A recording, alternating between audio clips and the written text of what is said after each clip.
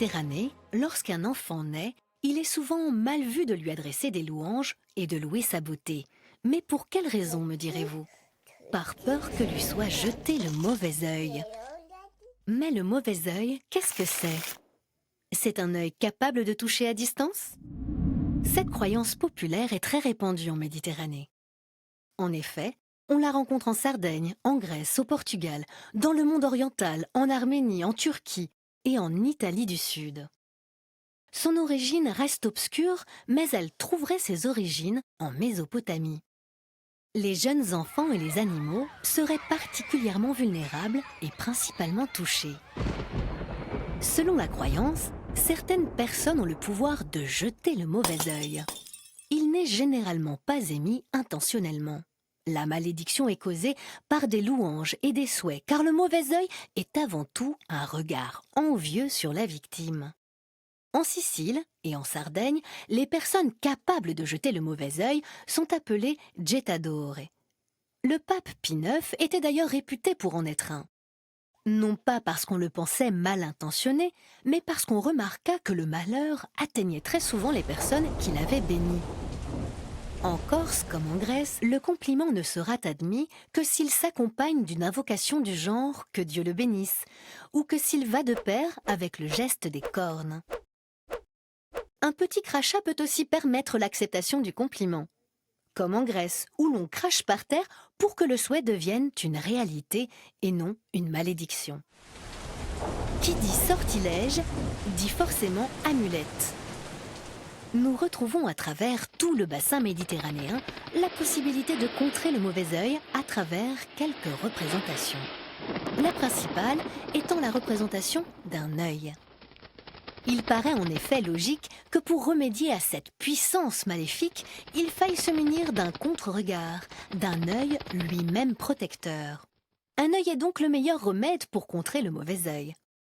Un peu à la manière d'un miroir qui renverrait le sort.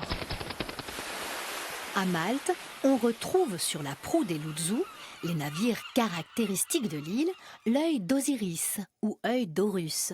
Cet œil à mi-chemin entre l'œil d'homme et l'œil de faucon. Sa représentation prend ses racines dans l'Égypte antique. Il est destiné à protéger les navires, leur permettant également de voir et de tenir le cap. En Turquie, ce sont les gens blonds aux yeux bleus qui ont le pouvoir de nuire. C'est aussi le mauvais œil.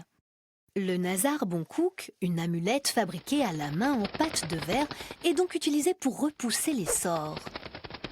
Il sert ainsi à protéger la personne et ses biens. On le retrouve souvent sur les rétroviseurs des voitures et à l'entrée des maisons. On retrouve également cette même amulette au Moyen-Orient et en Afrique du Nord, où son autre dénomination est l'œil de Fatima, du nom de la fille du prophète Mahomet. Petite variante, l'œil dans cette version est associé à la main de Fatima.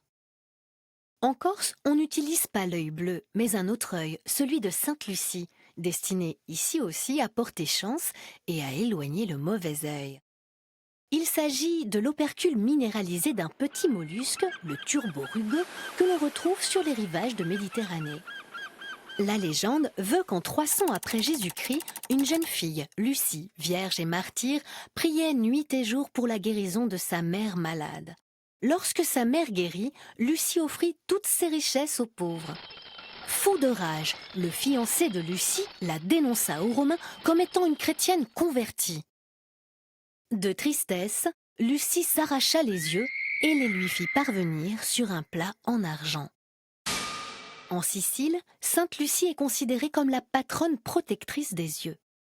Elle est représentée avec la palme des martyrs portant un plat où reposent ses yeux.